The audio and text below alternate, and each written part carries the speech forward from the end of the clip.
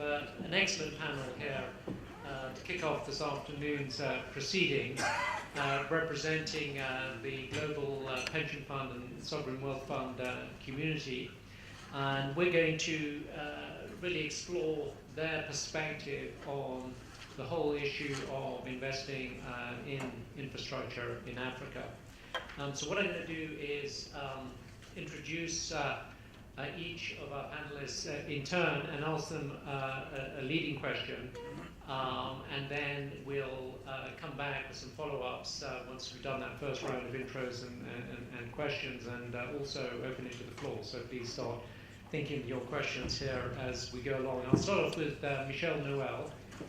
He is head of the investment funds group at the Finance and Markets Global Practice at the World Bank. And he spends a lot of time working with governments to set the framework for private equity, venture capital industry. He also advises countries on how to set up sovereign wealth funds and how to improve the organization of sovereign wealth funds that already exist. So his experience covers a lot of different countries and regions. He's seen a lot of different types of sovereign wealth fund and sovereign investment fund. And Michel, the question that I'd like to lead off for you is, as you speak to different countries and to different sovereign wealth funds, how do they look at infrastructure in general and Africa in particular? And what sort of recommendations do you give them when they think about going into this particular asset class? Michel. Gavin, thank you very much. First of all, I would like to thank Africa Investor for their kind invitation to this panel. It's a great pleasure to be there.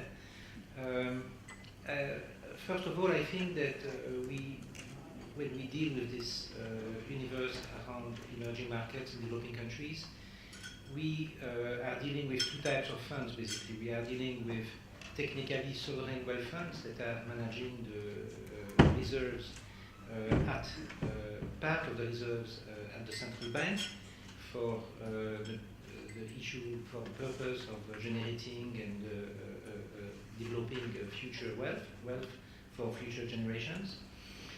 And we, as part of that, from a macroeconomic perspective, these sovereign wealth funds face the choice of savings abroad versus investing domestically. So, for the question that we are dealing with today, it is of course the domestic investment price, which is the one that is of importance. And then the second type of funds that we are dealing with, we call them strategic investment funds. They can be set up by any country, even if they are resource poor, and they set them up through an allocation, through a fiscal allocation. So this is a fiscal tool, and those strategic investment funds then act as anchor investors for foreign investors in domestic transactions. So when we look at these funds, both sovereign wealth funds in their domestic investments and strategic investment funds investing domestically, it is clear that there are basically around the countries you deal with two broad classes of investable assets in which these funds are looking at. The first one is the development of industrial development of SMEs. That's one area where we see funds investing. And of course, the second one is the one that interests us today. It is investments in infrastructure, in particular in public-private partnerships. And how do we approach this?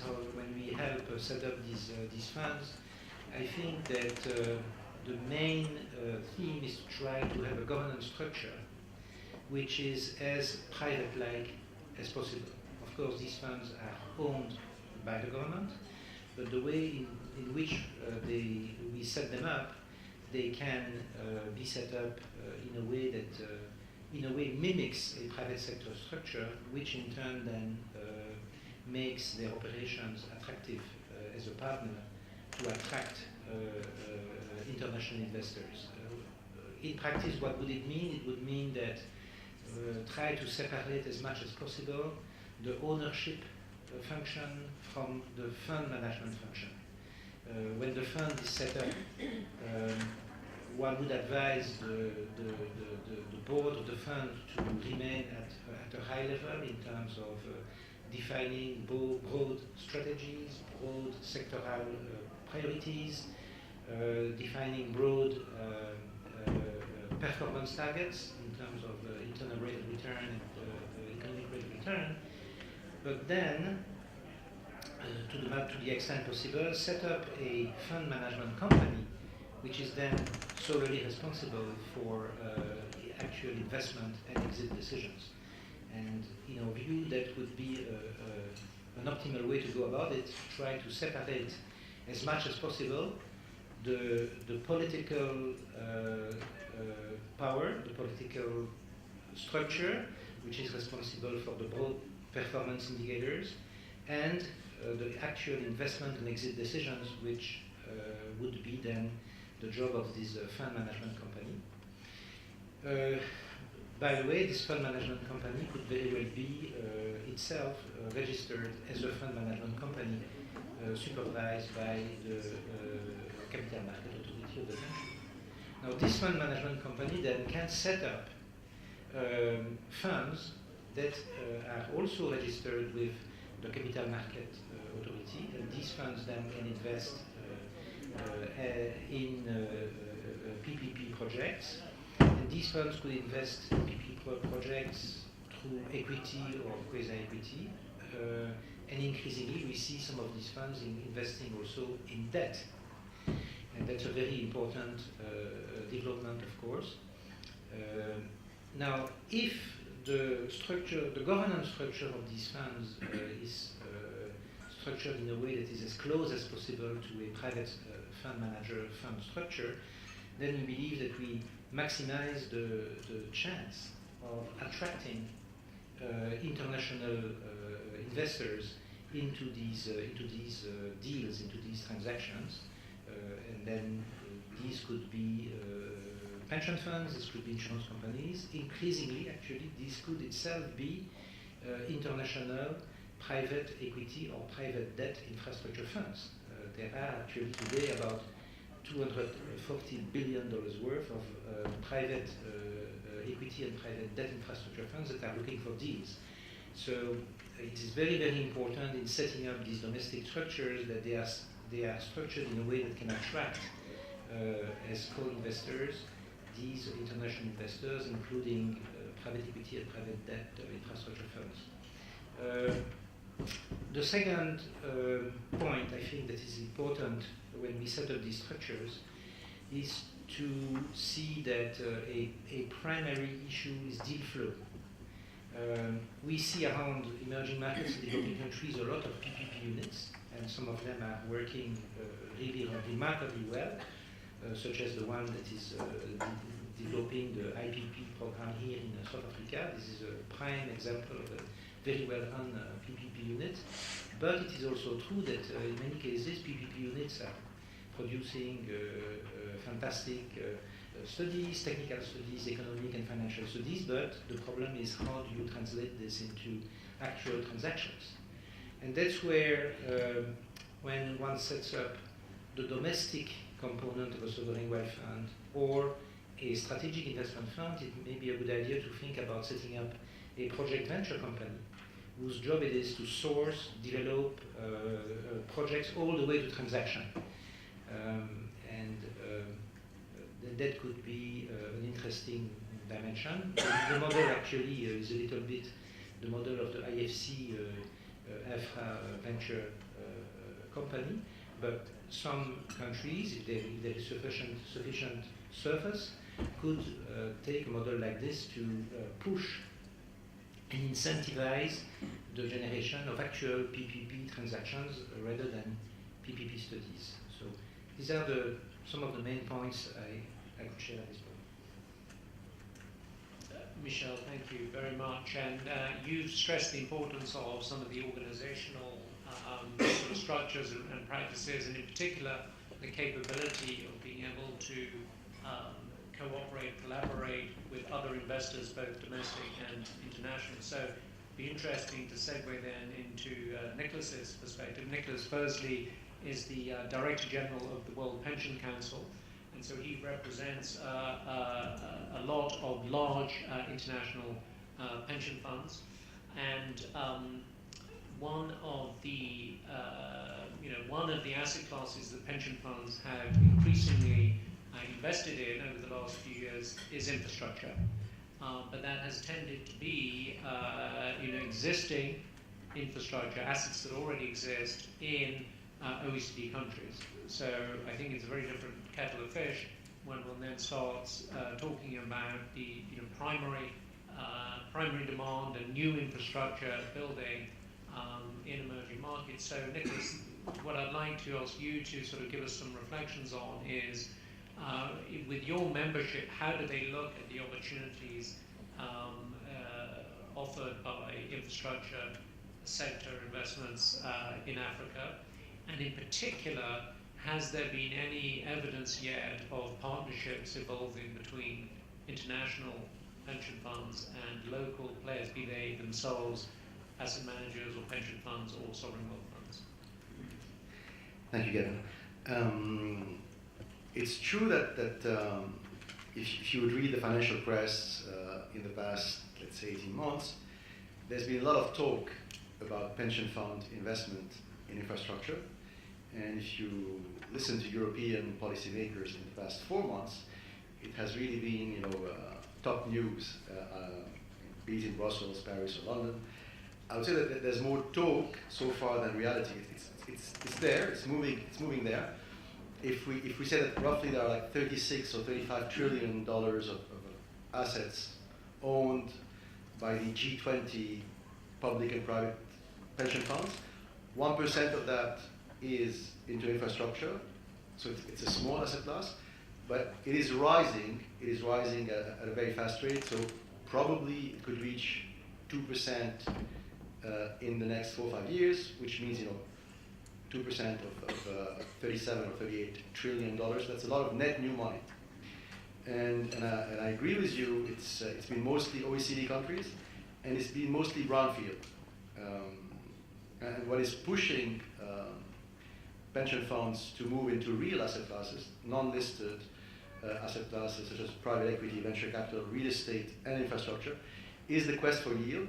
And this is where governments are, sovereign wealth funds are an emanation of governments, even though you can put in place governance structures, but still ultimately they are incarnations or avatars of governments, be they emerging market governments or OECD governments. And the problem is that because of quantitative easing, governments have been printing a lot of money in the past 6-7 years, and it's partly due to the financial crisis of 2008, which itself was triggered by these CDS, ABS, CDOs blowing, and all these fancy financial structures that were at the origin of the financial crisis are somehow linked partly to project finance. So all these topics are kind of linked directly or indirectly.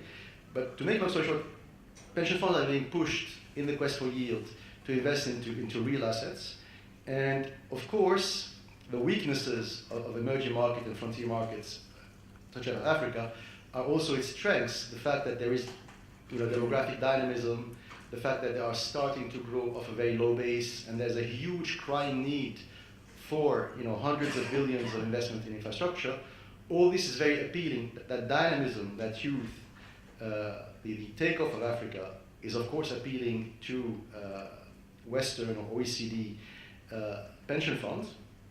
And there is, if you can measure it scientifically, I guess, and prove that returns on investment for infrastructure assets or even private equity assets are very high. The question is risk-adjusted returns, and the question is measurement of risk is very difficult.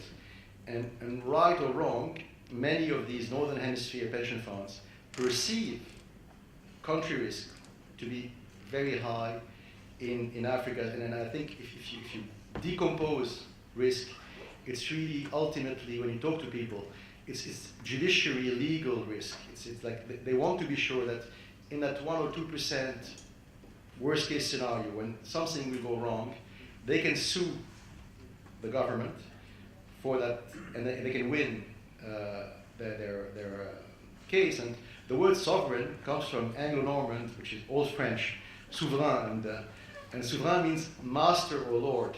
So that the government is really up there. He's the lord, he's the master, and rightly or wrongly, pension funds feel that they are not playing on a level field. Because if you look at an infrastructure asset, even in Norway or France or England, the government is very often at federal, provincial, municipal level. He's your co-investor, he's your lender, he's your client, and he's also the judge of last resort. So that's a lot. That's a lot for a humble, pension fund based in San Francisco or Montreal.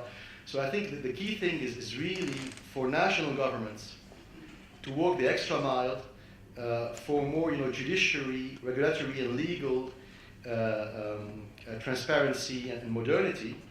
And on that front, governments haven't been forceful or as forceful or as efficient as many pension funds would wish them to. And that criticism applies not only to emerging market or Africa, it also applies to various OECD countries. And the fact that you have potentially anchor co-investors in Africa, be they Pan-African or purely national, I think that's reassuring, because that's sending a signal that African policymakers are putting their money where their mouth is. So it's good. It's good, but it's not enough. But it's certainly a good step, and it's moving in the right direction.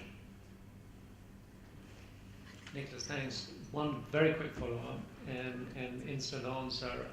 It's not just what the pension funds want to do there. They also operate under regulatory constraint, and also, for that matter, insurance companies as well, which, even though you think there'd be a very good match between long-term liabilities and the need for, therefore, to invest in long-term assets, and hence infrastructure should be a very attractive asset class, there are all sorts of new regulations emanating from the financial crisis that are actually making it more difficult for pension funds to.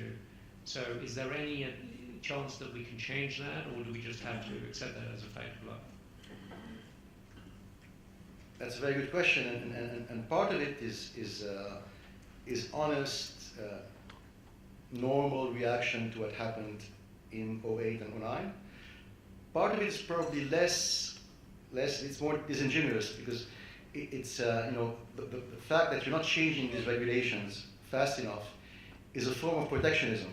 And of course, as a national government, if you have all these rules, de facto what you're doing, in the name of security and in the name of risk management, you're indirectly forcing, I guess, pension funds to invest more domestically than outside of Europe or outside of the UK. You're kind of incentivizing them to buy government bonds and domestic equities as opposed to exotic infrastructure assets. But this is changing. It's changing slowly, and it's changing really at the national level. So there have been attempts, if you look at Europe, to have EU directives, regulating pensions, but so far it's been very thin, and it's really a national thing. And from that perspective, I think an interesting example is Canada, which probably is the country with Australia, everything else remaining unchanged. The Canadians and the Australians are the most sophisticated, most advanced in the field of investment in infrastructure. And if you look at what they have achieved, it came fairly quickly. So 15, 20, 25 years ago, the Canadian pension industry was really average or mediocre. It was very domestic, centered, plain vanilla bonds and equity. And something happened 15, 20 years ago, and progressively they have loosened their regulation. So that came from Ottawa, or that came from the provincial governments of Quebec, Ontario, etc. But also the pension fund trustees and administrators seized the opportunity. So as soon as these regulations were loosened, they were allowed to have an extra 2% abroad or 5% abroad, an extra 1 or 2% in non-listed. These guys in Alberta, Ontario, Quebec seized the opportunity, and they really invested. They used all the leeway that they were given. And so it happened quite naturally. it may be due to the fact that these countries, also Canada and Australia, have very solid legal and regulatory frameworks, and they're huge, underpopulated nations. So most likely policymakers in these big, underpopulated countries knew a lot about infrastructure. By definition, they had to build highways, roads, railways, telecommunication networks to unify these continents. So I think culturally, they were predisposed to the notion of pension fund investment in infrastructure. Okay, so Nicholas, thank you. You mentioned the national perspective, and we have here the leader of the Sovereign Wealth Fund. Uche Orji is the CEO of the Nigerian Sovereign Investment Authority. And Uche, what, as you listen to these comments, which are kind of, in a sense, the outside-in sort of viewpoint, you are managing what is a relatively new sovereign wealth fund. And what's particularly interesting in your case is that you have an explicit mandate to invest 40% of your funds in infrastructure. So how do you look at it as an asset class in Nigeria? What are you also seeing outside Nigeria? And maybe it'd be useful for the audience if you could give a couple of examples of specific infrastructure projects that you're looking to invest in, and what your experience has been in bringing in external investors and partnering with global pension funds or sovereign wealth funds to invest in deals alongside you. Thank you very much. Well, let me start by also thanking the African investor for bringing everyone together to discuss what I think is a very important topic today. The Sovereign Wealth Fund in Nigeria, or shall I use the word Modern Master Fund, according to your definition, we were set up with a view to try to balance the concern that African countries have, which is you set up these funds and they invest all their assets abroad when we have real development needs internally. And it's important to remember, however, when I speak to the government, is to say, yes, that is correct, but the fund was also set up to be a hedge on the country. So the challenge is, how do you balance that? And so what was the compromise was we were mandated by our law to invest at least 20% of our fund in domestic infrastructure.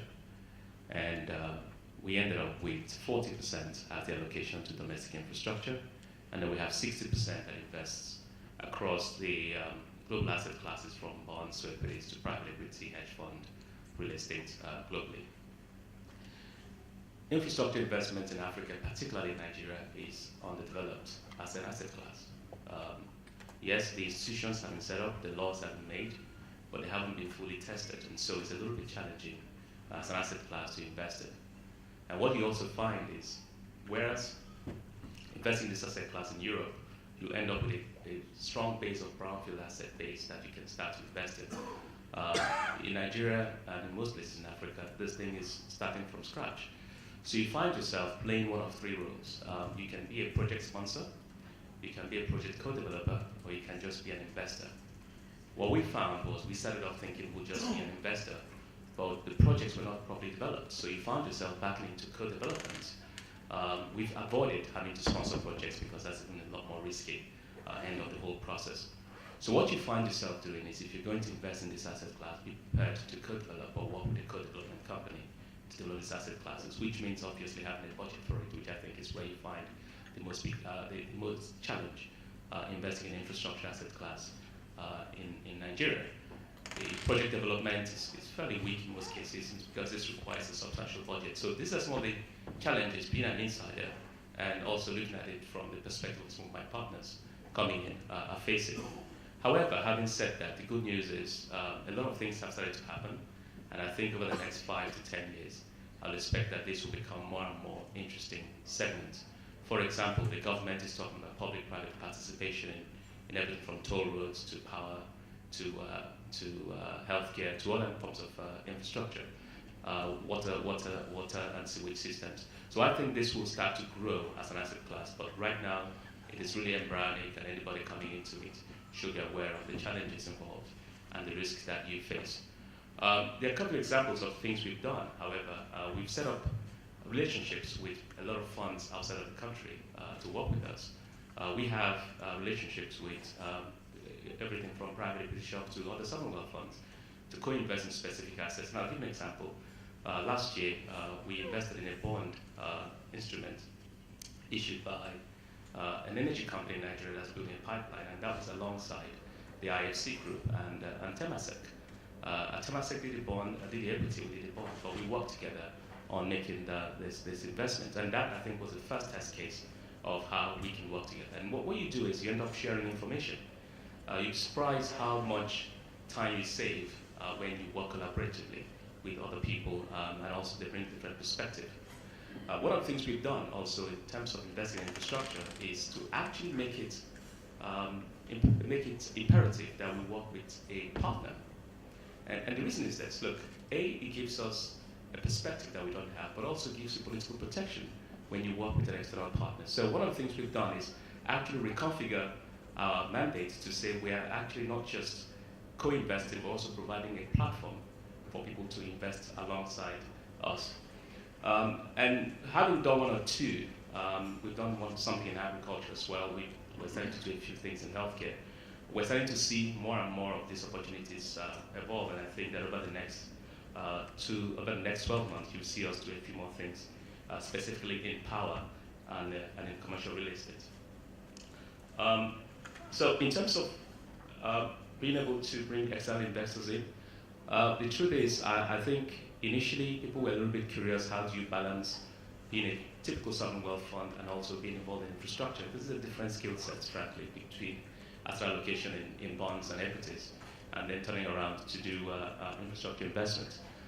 We've built a team in-house to actually evaluate these opportunities and make investments. And over time, I think as people are getting more interest in the continent and in the asset class, where we need to develop more and more of those relationships. So it's an exciting asset class, very risky. The good news for Nigeria is, to your point earlier, the judicial system and I think the legal framework for doing these investments have been established. For power, there's a whole slew of regulatory agencies that are involved in power.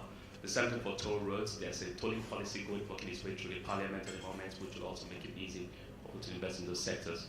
And I think as we get one or two of these things going, I expect to see more in the near future. Uche, thanks very much. Mario, you Mario da Silva manages the Pension Provident and Super Fund of the Methodist Church of Southern Africa. And Mario, you have $2 billion under management, roughly, and at the moment you give your external managers a kind of diversified mandate. So as you, as a classic pension fund manager, think about allocating part of your pension fund to infrastructure, what are the challenges or issues that you confront as to whether or not that makes sense for your pension fund beneficiaries? Well, first of all, thank you, Gavin and Africa Investor, for inviting me here. I think it's important to note that as a retirement fund, it's crucial that our fiduciary responsibilities towards our members. Now, we may have 2,000 plus members, and in order to manage and ensure that the retirement fund runs as a, obviously its own entity, and in terms of the investments, it's important to note that yes, we're dealing with retirement monies, and we're dealing with, as Gavin said, $2 billion. We've got to take a long-term stance in terms of our investments. Now, we currently deal with 3 asset managers that have, we've outsourced their investment consultancy, and they obviously diversify across the different asset classes. One of the main concerns or the issues that are hindering us from investing in infrastructure is, we've got Regulation 28 of the Pensions Fund Act, and what that guides us on how retirement funds are allowed to be invested. Currently, 75% of any retirement fund money are allowed to be invested in equities.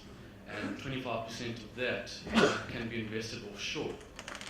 What we're seeing across South Africa and across all asset managers, not only the ones we deal with, is that 25% that they deal with offshore is going directly to developed markets. Talking about North America and you're talking about the Far East. So in terms, and all the other the allocations directly, obviously, in South Africa. Just part of that 75% as well, we're allowed to invest in private equity and hedge funds, so all your alternative investments. So, what all the asset managers are telling us is that, in terms of South African markets, it's reached its peak and they're seeing a lot of value offshore in developed markets. So, that's part of an issue that's concerning us in terms of, directly investing in infrastructure, and that's obviously, we're relying on the specialists to do that. Secondly, in terms of regulatory framework in South Africa and corporate governance, I think we've come extremely far. However, and I mean, just from the table here in front, from the previous panel, I think we need to take a step back and relook at that, because there are many instances and many examples, not to say that it's all of them, but where infrastructure investments didn't turn out as well as had started. So in terms of that, I think government and Nicholas, he pointed out that government being the primary investor in specifically in African countries, and the starting point of, and to an extent the responsibility does lie on them, yes, but they will be the primary investors. So I think it must come from government, and from the conference I was earlier on this week, the Gauteng Premier of South Africa was there, and he was discussing on different infrastructure investments that they're looking towards, and there's actually a forum coming next month that a whole bunch of the ministers and politicians and outside investors are going to get together and discuss specifically infrastructure investments and what we can do to push these forward. Very much like Uche was saying, it's infrastructure investments in South Africa is very new, very much like in Nigeria, and it's sort of at its low point and starting off.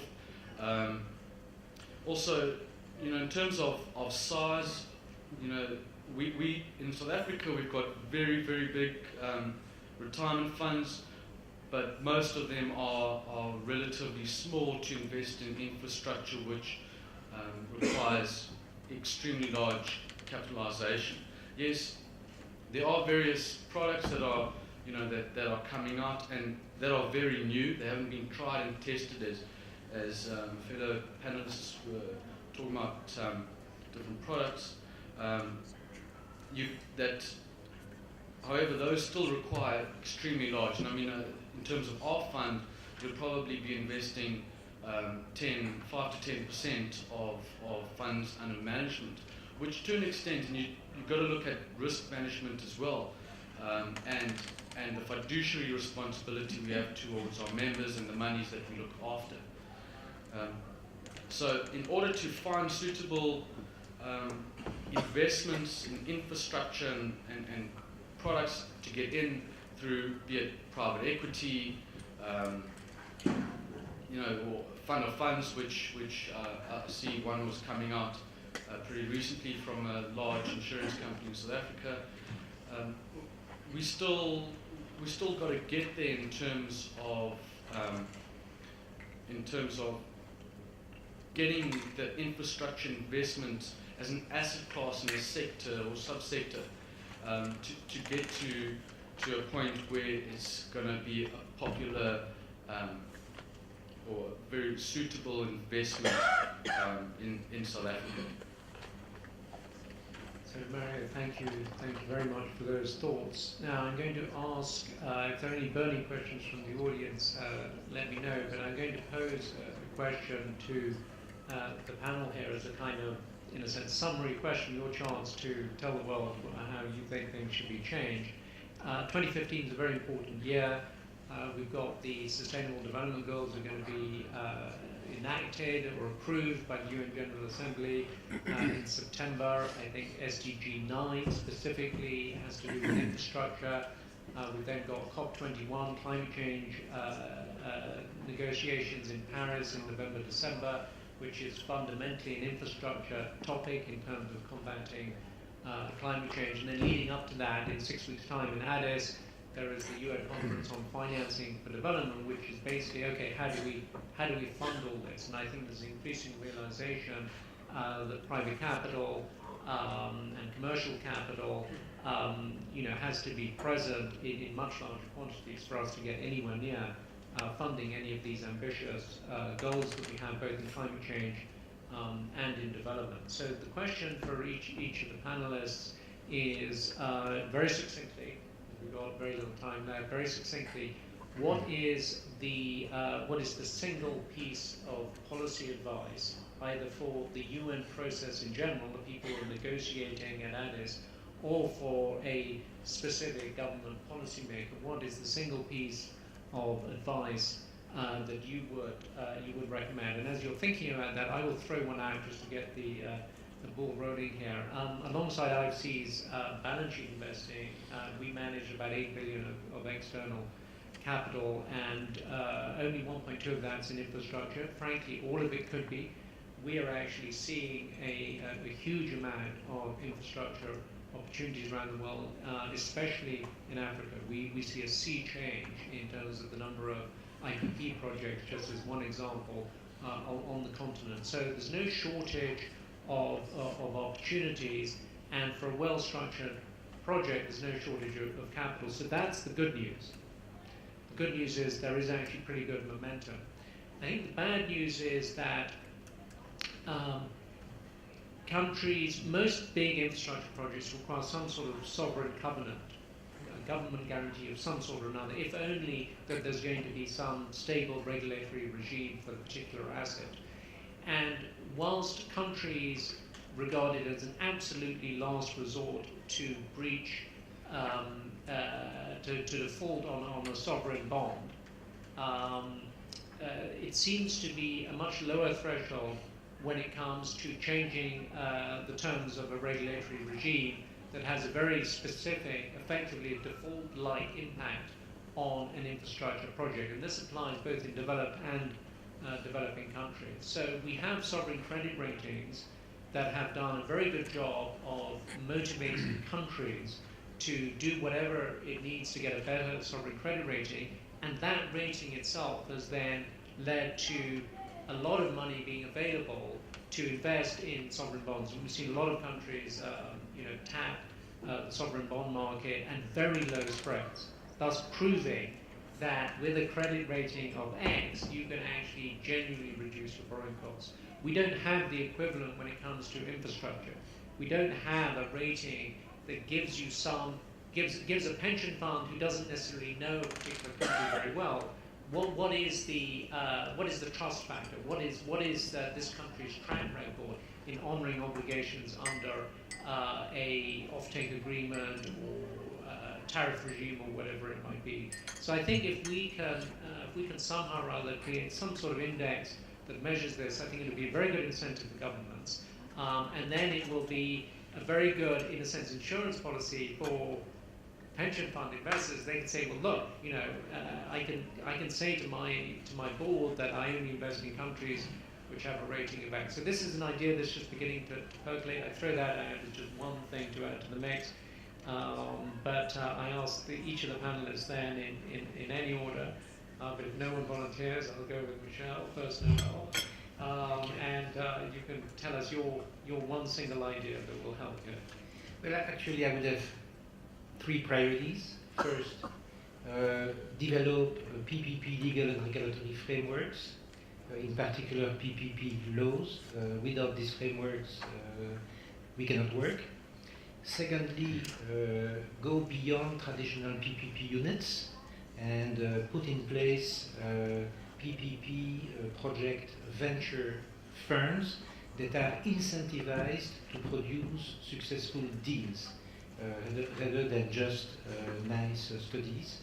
And three, when you have a sovereign wealth fund investing domestically, or where you are setting up a strategic investment fund to serve as an anchor investor in those PPP deals, make sure that it is structured, that those activities are structured as private-like as possible and become drivers of PPP deals. And that, in my view, also can help answer some of the problems that we have seen and have been, I think, quite rightly raised this morning about the political cycle.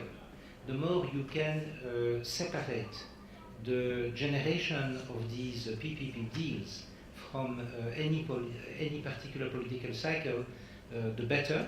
And in our view, the domestic activities by sovereign wealth funds and the activities of strategic investment funds can serve as drivers for these PPP transactions, thereby attracting foreign strategic and financial investors. Michel, thank you. Any other takers? Uche. I think the one thing that I have observed that it's a challenge for infrastructure investments in Nigeria or in Africa in general. It's a lack of adequate guarantees or credit enhancements. That I think it's something that needs to be handled. I think local governments struggle with how to actually price a guarantee, how to design it, get the right legal advice on how to get that put together properly. I think that's one thing that's missing. And we've tried to propose a solution to this. We at the NSIA are in the process, along with Garanco and the DFID supporting us to put together a Nigeria Credit Enhancement Facility. And that's really small because that's only going to handle a little bit in terms of what is the opportunity set out there. But I think at the country level, to make sure that such a facility exists, such a process for issuing the right sort of guarantees exists, will help investments in power, in toll roads, and anything else out there that is classified as infrastructure. The downside of this is governments that have issued it have ended up issuing a complete carte blanche, which ends up skewing the risk-reward scenario, and then getting, pardon my French, kind of screwed in the process. So the reality is making sure that is done in a way that balances the risk and reward is something that is missing right now. At the UN level, I think there has to be something done. That if this is something that's priority, it would be helpful if something is done to help countries deliver such a credit enhancement or such a guarantee scheme. Without which, trust me, nobody's going to come and invest in a toll road in your country or in my country, because the problem with these things is if they can't get paid, they can't take the toll road with them. So that is really usually the challenge in making sure that there is a very adequate fallback for investors. So even sovereign wealth funds care about the robustness of sovereign guarantees. Any views from either of our pension fund representatives here on this topic? Just my personal perspective on it. I mean, like, once again, the rule of law is essential. Regulation, first, second, third, it's always regulation. Judiciary independence, that's key. But beyond that, there is the culture. And I think the national culture or the media culture.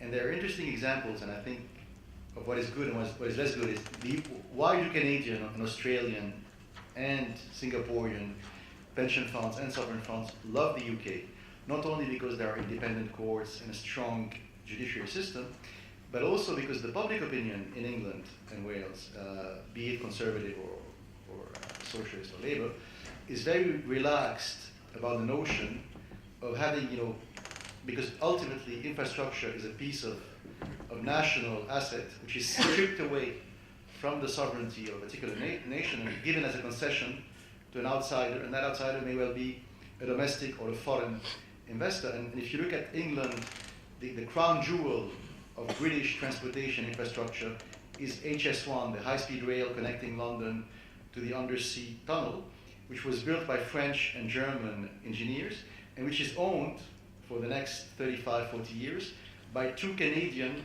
public pension funds from Ontario. And no one in England complained when the Canadians came and scooped that crown jewel of British infrastructure. Likewise for Heathrow, Gatwick, you have Californian, Middle Eastern, Canadian pension funds and sovereign funds co-owning these beautiful big airports. Look at France, for example, and it's a country where I come from, so I'm happy to criticize my own country. But like Toulouse Airport is probably the 11th or 12th airport in France. It's by no means strategic like Gatwick or Heathrow or HS1. It's a 3rd-tier airport. 8 months ago, 55% of the capital of Toulouse Airport was acquired by a Chinese-Canadian conglomerate, so it's ultimately Chinese sovereign and Canadian pension and private equity money. And for a week in France, it was front-page news. The Canadians and the Chinese are coming. You know, they're putting their hands on our national asset. And the same happened in the US. If you look at Dubai, Dubai is probably the most Western-friendly, pro-Western government you can think about in the Arab Islamic world. And they tried, a small sovereign fund from Dubai, tried to acquire a small piece of a US port. There was nothing polemical or crazy about it. And all of a sudden, for like a complete 3 or 4 weeks, you open the Wall Street Journal, which is supposed to be pro-business, and it was as if Al-Qaeda or ISIS were coming and like putting their hands on New York. That's culture. That's beyond and above law, and that's troublesome, and that needs to be fixed. Of course, it's difficult, but. So, what goes with culture, I guess, is religion. And Mario, I know that your fund doesn't necessarily, follow doctrinal policy in making your asset allocation. But from your unique perspective, any comments for the sort of global community from the perspective of sovereign wealth fund, pension fund, investment in infrastructure? What can we do better globally to promote this type of investment? Well, I think first of all it's important to note that although religious organisation, yes, retirement fund works totally separately, and as I said in the beginning, members come first. But we were talking about earlier, and I think it would be a fantastic idea that definitely in terms of an African continent, if we could encourage, through the UN, encourage a culture of collaboration where retirement funds invest in infrastructure,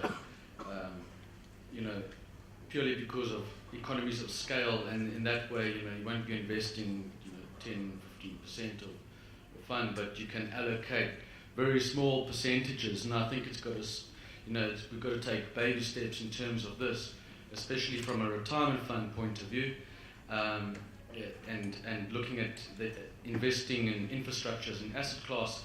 It's got to start small, and I think in starting small, I think let's put our heads together and see where, because there is value. I mean, I've spoken to various directors of infrastructure companies, and there is value and there are returns, and but very important, and it was noted that we've also got to look at the managing the risk, and very important in terms of how do we calculate that, and I think that would be a step going forward, especially from a small fund point of view. There are the leaders in South Africa, the larger pension funds that are leading the way. However, in terms, we can learn from them, and in terms of forming similar to forum, very much like we're talking about here, we can encourage investing in infrastructure throughout Africa. Mario, thank you very much. So, organisers, do we have time for a question or not? So one question maybe. I saw a hand. Okay. Okay, two hands, one there and one there. So let's have both questions, and then I'll select somebody to answer. My name is Webster Mpele. I introduced myself previously.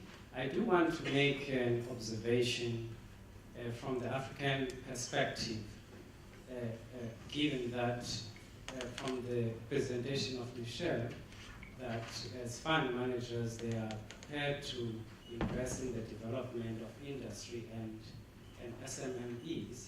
And this resonates with our view as Africans that infrastructure development in Africa should not only leave behind physical infrastructure, but must also seek to advance national development goals, including local industrialization, skills development, job creation, and regional economic integration. So it is very important to make that observation. But also the other observation I make from Nicholas is that of sovereign risk, the need for a strong rule of law. And I can assure you, in this country, in South Africa, the project of democracy has matured to an extent that in this country, you mentioned, for example, that an investor needs to be comfortable that if something goes wrong, you can go to an independent judiciary and have recourse to the courts of law. This country's independent judiciary is so strong, vibrant, and vigilant to an extent that an individual can take the government to court and win. And there's a big case that is known maybe international of one man who won against the government called Hugh Glenister. And an individual using the rules of law going to the independent courts. And I want to assure investors who want to invest in infrastructure in South Africa that the rule of law in this country is very strong. So strong that even the iconic Madiba was taken by an individual to court, and he appeared in court. So strong that even a small opposition party, then during Madiba's time, that legacy continues, took Madiba to court for signing a bill, and he went, he sent the bill back to court, and the defects were rectified.